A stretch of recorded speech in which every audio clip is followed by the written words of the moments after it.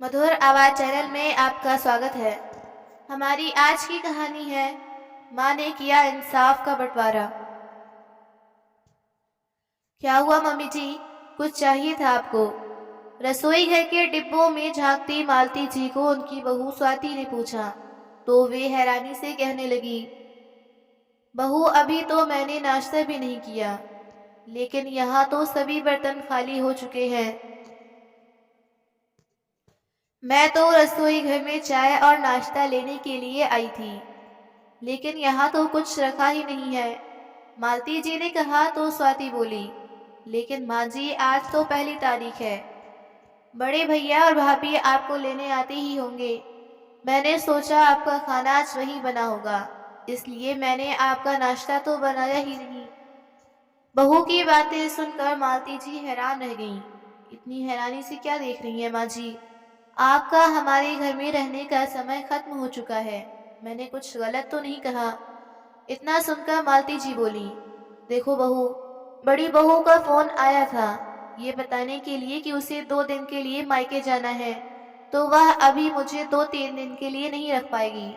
यह सुनकर स्वाति आग बबूला होते हुए बोली, माँ जी आपके दोनों बेटों और बहुओं ने मिलकर यह तय किया था कि एक एक महीना बारी बारी से हम लोग आपको अपने साथ रखेंगे, और फिर महीने की पहली तारीख को ऐसा ही क्या हो गया जो उन्हें मायके जाना पड़ा। मुझे सब मालूम है। यह सब उनकी चाल है ताकि वह और 2 दिन के लिए आपसे छुटकारा पा सकें। ठीक है, यदि आप यहाँ पर 2 दिन ज्यादा रहेंगी तो आप अगले महीने की 3 तारीख को ही यहाँ पर वापस आएंगी। बड़ी भाभी को भी आपको 2 दिन ज्यादा रखना पड़ेगा। इतना सुनकर मालती जी की आंखें आंसुओं से सरोबार हो गईं। वह चुप करके अपने कमरे में वापस लौट आईं और अपने पति सुंदरलाल जी की तस्वीर के सामने जाकर बैठ गईं। सुना आपने क्या कहा आपकी छोटी बहू ने? अब मैं इन सब पर बोझ बन गई हूँ।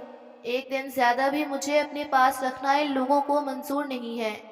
अगर बड़ा बेटा मुझे लेने नहीं आया तो छोटी बहू ने मुझे नाश्ता देने से भी इनकार कर दिया। इतना सब कुछ सुनने से पहले भगवान ने मुझे अपने पास क्यों नहीं बुलाया? बोलते बोलते मालती जी की आंखों से झरझर आंसू बहने लगे और फिर कुछ देर बाद अपने आंसुओं को पोंछते हुए बोली, अब मैं उससे खाना मांगने भी नहीं वाली। अगर अब वह खुद मुझसे मुझे नाश्ता दे देगी तो मैं खा लूंगी, नहीं तो भूखे पेट ही रह जाऊंगी, और मेरे पास कोई चारा भी तो नहीं है।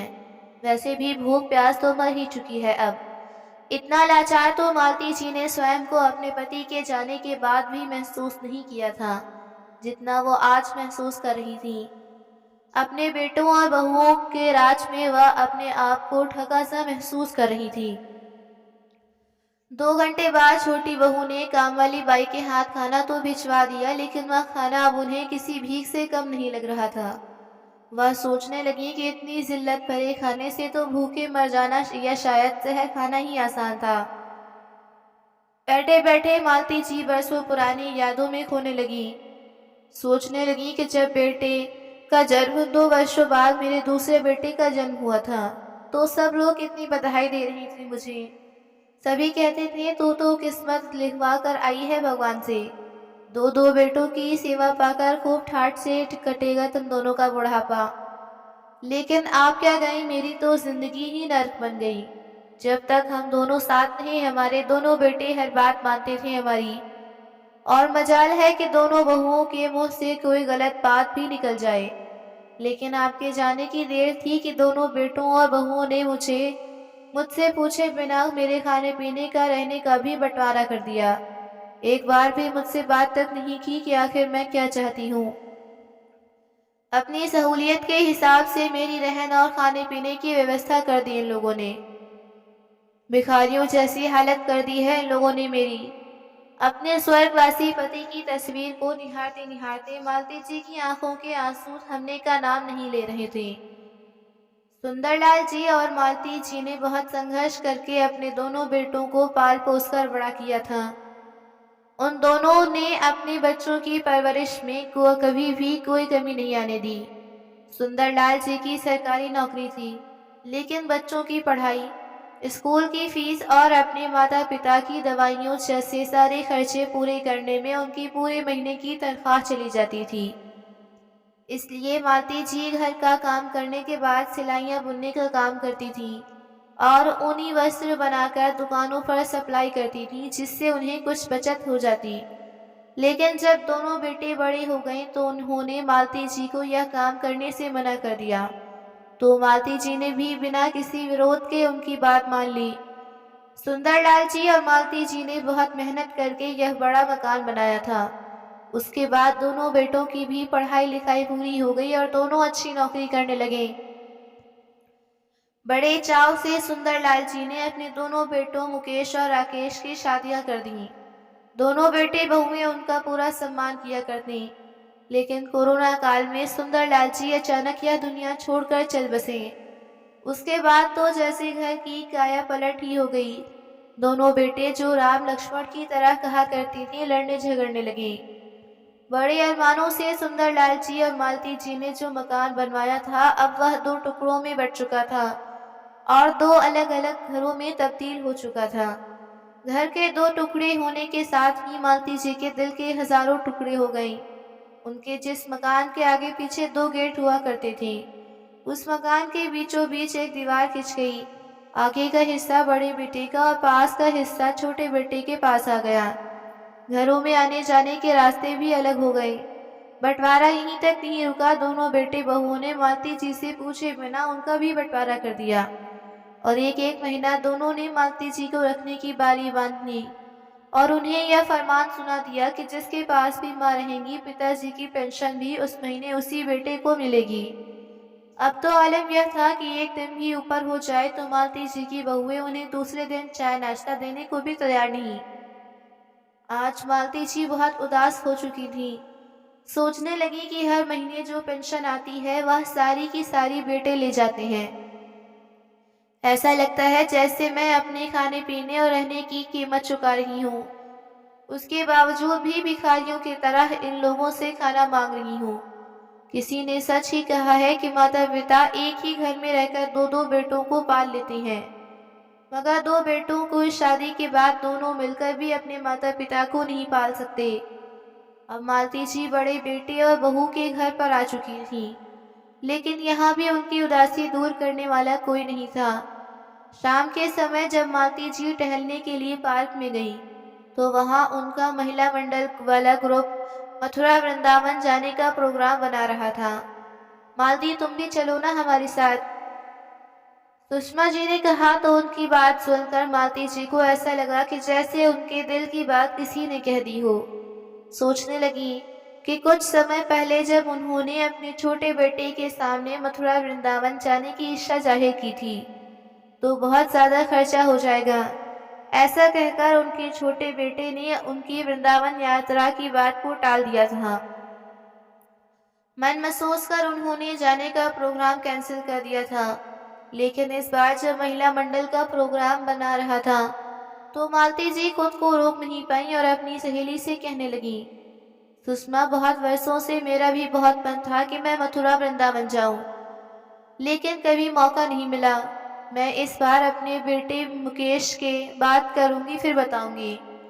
लेकिन जब उन्होंने घर पर आकर अपने बेटे से बात की तो बड़े बेटे से जो जवाब मिला उसकी तो उन्होंने कभी कल्पना भी नहीं की थी। माँ कितनी फिजूल खर्ची करती हैं आप, कितनी वाहियात आइडिया है आपकी दोस्तों का। इस उम्र में घर पर रहकर भजन कीर्तन करना चाहिए, भगवान तो कण कण में व्याप्त हैं, फिर जगह जगह उन्हें ढूंढने जाने का क्या मतलब। मालती जी समझ नहीं पा रही थी कि उनके बेटे ने इस तरह का जवाब उन्हें कैसे दे दिया और सोचने लगी कि यही मुकेश था जो आए दिन कुछ न कुछ बहाना करके उनसे पैसे मांगता रहता। लेकिन सब कुछ जानते हुए समझते हुए भी उन्होंने कभी कोई रोक टोक अपने बेटों पर नहीं लगाई थी और आज जब उन्होंने उनसे कुछ पैसे मांगने चाहे तो वे बिना मतलब के बहाने बना रहे थे। मुकेश की बात का मालती जी ने कोई जवाब नहीं दिया था और चुप करके वहां से चली गई। अगले दिन सुबह जब मालती जी मंदिर गई तो उनकी सहेली सुषमा भी मंदिर आई हुई थी। मालती जी को देखकर बोली, अरे मालती, तू चल रही है ना हम सब के साथ वृंदावन की यात्रा पर।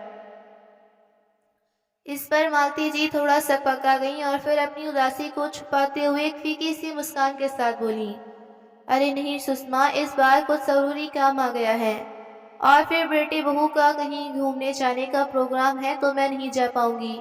अगली बार पक्का चलूंगी। अरे मालती, तेरा तो हर बार का कोई ना कोई बहाना रहता है।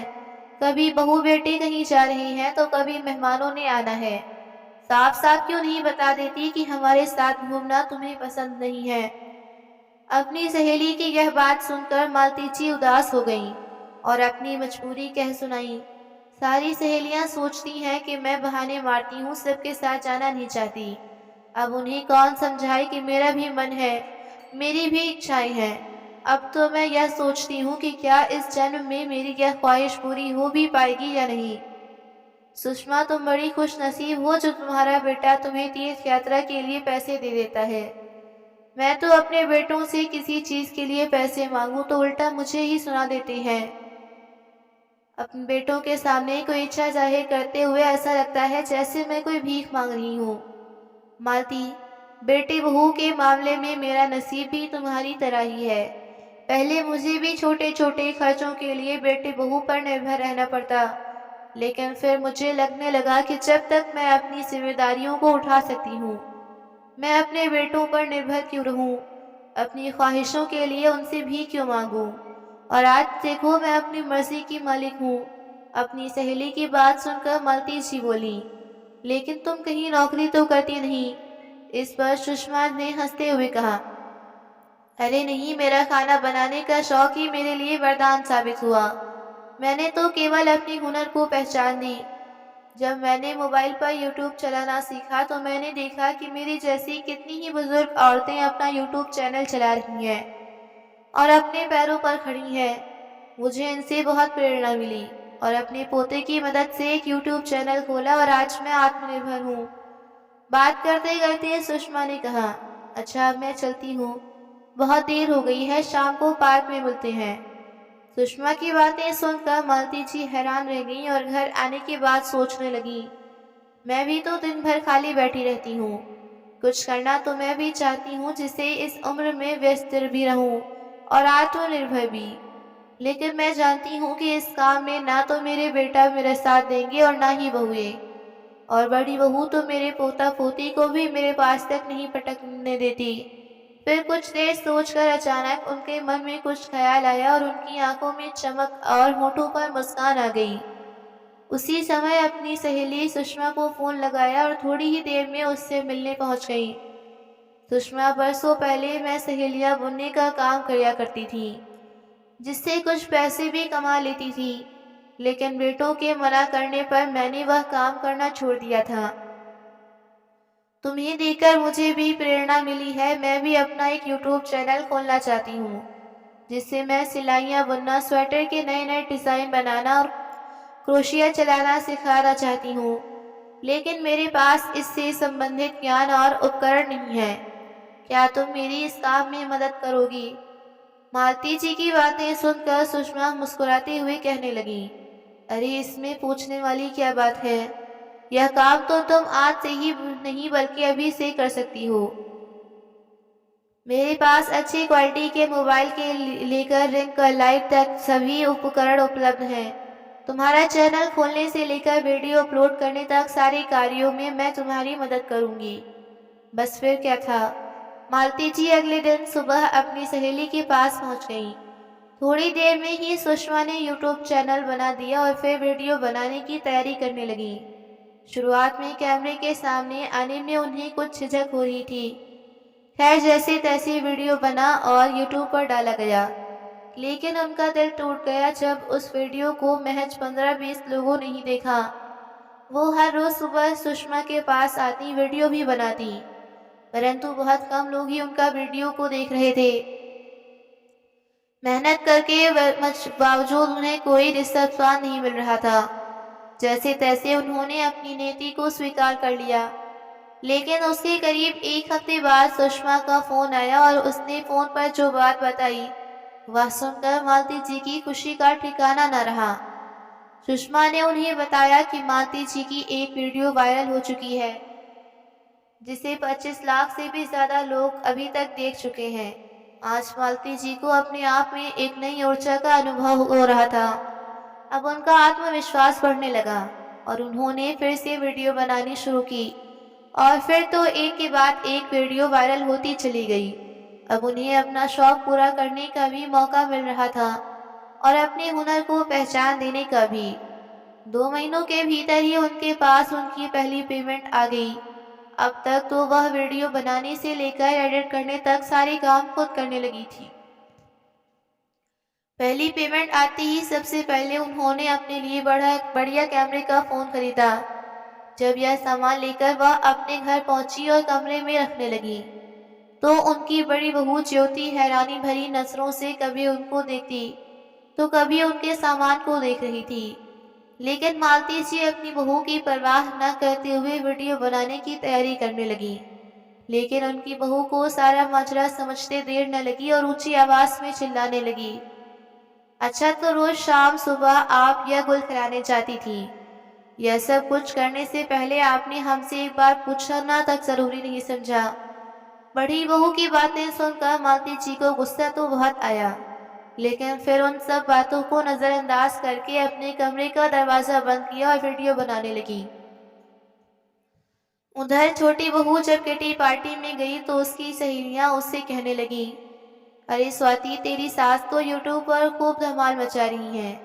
यह सुनकर स्वाति कुछ हैरान सी रह गई, लेकिन जब उन्होंने मालती जी की वीडियो उसे दिखाई तो उसके पैरों तले जमीन खिसक गई और घर आते ही अपने पति के कान भर दिए। आज मालती जी बेहद खुश थी, क्योंकि आज उन्होंने पहली बार अकेले वीडियो बनाई थी। लेकिन वीडियो का काम निपटाने के बाद जैसे ही दरवाज़ा खोला तो सामने उनके दोनों बेटे और बहुएं उनकी क्लास लेने को तैयार खड़े थे और उन्हें देखते ही उन पर बरस पड़ी। माँ, यह क्या तमाशा लगा रखा है तुमने? क्या हमने कोई कमी छोड़ी थी? क्या तुम्हारी बहुएं तुम्हें खाना नहीं देती थी? इस उम्र में तो तुम्हें घर बैठकर भजन सिमरन करना चाहिए और अब तुम यह सब काम करने चली हो। अपने छोटे बेटे की बातें सुनकर मालती जी कहने लगी कि बेटा, यह सब काम मैं अपने शौक से कर रही हूँ। तुम तो जानती ही हो कि सिलाइयाँ बुनना मेरा बरसों पुराना शौक था और जब मुझे इस शौक को पहचान देने का मौका मिल रहा है तो इसमें गलत ही क्या है। मालती जी की बात सुनकर बड़ी बहू कहने लगी, मुझे तो समझ नहीं आता कि पिताजी के जाने के बाद अब आप यह तमाशा क्यों करने चली हैं। पूरे मोहल्ले में नाक कटवा कर रखती तुमने हमारी। बड़ी बहू की ये बात कहने की देरी थी कि मालती जी के बड़े बेटे ने उन्हें फरमान सुना दिया, माँ, अगर अब यह तमाशा करना है तो कहीं और जाकर करो। हमारे घर में रहते हुए यह सब करने की कोई ज़रूरत नहीं। मालती जी, जो काफ़ी देर से अपने बेटों और बहुओं की बातें सुनती जा रही थी, यह देखकर हैरान थी कि जिन बहुओं की आपस में कभी बनती ही नहीं, जो एक दूसरे का चेहरा देखने को तैयार नहीं थी, आज अपनी सास के खिलाफ एकजुट होकर खड़ी थी। लेकिन अपने बेटों की बात सुनकर आखिर मालती जी के सब्र का बांध टूट गया और फिर उन्होंने चुप रहना उचित नहीं समझा और रौब भरी आवाज में बोली, बस बहुत हो गया, बहुत बोल लिया तुमने और बहुत सुन लिया मैंने। अपने बेटों को पाल पोसकर बड़ा करते समय एक पल भी मुझे एक ख्याल नहीं आया था कि यही बेटे आगे चलकर मेरी यह दुर्गति कर देंगे। तुम्हारे पिताजी क्या कहें, तुमने तो अपनी माँ को ना समझकर फुटबॉल समझना शुरू कर दिया, जिसे हर महीने की पहली तारीख को किक मार के अपने घर से निकाल दिया जाता। तो वक्त की रोटी भी ऐसे तरसा तरसा कर दी जाती जैसे किसी भिखारी को दी जा रही हो। अपने बेटों को देखते हुए मालती जी बोली, क्या कमी रखी थी मैंने? जिसके पास मैं रहती हूँ वहाँ सारी पेंशन देती हूँ, लेकिन एक तीर्थ यात्रा पर जाने के लिए तुमसे कुछ पैसे क्या मांगे? तुमने साफ इनकार कर दिया और ऊपर से 4 बातें मुझे ही सुना डाली। अच्छा हुआ कि तुम्हारे बाबूजी इस दुनिया में नहीं है तुम्हारा यह रूप देखने के लिए। मैं पूछती हूँ कि बूढ़ी हो गई हूँ तो क्या मेरी सारी ख्वाहिशें खत्म हो चुकी हैं? क्या मेरा दिल कहीं बाहर नहीं निकलने को करता? लेकिन बेटा, अगर देखा जाए तो कसूर मेरा ही है। जब तुमने मकान के 2 हिस्से किए थे, मुझे उस समय ही चुप नहीं रहना चाहिए था। इस पूरे मकान के 6 कमरे थे, जिसे तुमने 3-3 करके 2 हिस्से कर दिए। मेरे अपने मकान में मेरे लिए कोई जगह ही नहीं छोड़ी। लेकिन आज मैं गलती को सुधारना चाहती हूँ। अब इस मकान के 3 हिस्से नहीं होंगे। यह सुनकर बहू बेटों की भौहें तन गईं। उनका छोटा बेटा आश्चर्य से बोला, माँ कुछ सोच समझकर तो बोला कीजिए, तीसरे हिस्से का क्या मतलब है? मालती जी बोली, तीसरा हिस्सा मेरा होगा। अब से मुझे 2 कमरे अलग चाहिए। एक कमरा मेरे रहने के लिए और दूसरा कमरा वीडियो बनाने के लिए। और हाँ, अब से मुझे रसोई भी अलग चाहिए, जहाँ मैं अपने लिए खाना बनाने वाली बाई रखूंगी। तुम लोग मुझे एक दिन भी ऊपर नहीं रख सकते। एक तारीख हो जाए तो तुमसे अलग दिन का नाश्ता तक नहीं बनाया जाता। लेकिन अब बहुत हुआ, अब यह माँ 2 हिस्सों में नहीं बटेगी। अब मैं आत्मनिर्भर हूँ और अपनी जिम्मेदारी खुद उठा सकती हूँ। मालती जी की बातें सुनकर दोनों बहुएं अपने पति पर चिल्लाने लगीं। इस मकान के 3 हिस्से हरगिज नहीं होंगे। हमसे सिर्फ 2 कमरों में गुजारा न हो पाएगा। इससे पहले कि दोनों बेटे कुछ बोलते, मालती जी ने कहा, शुक्र मनाओ कि मैं तुमसे मकान का किराया नहीं मांग रही।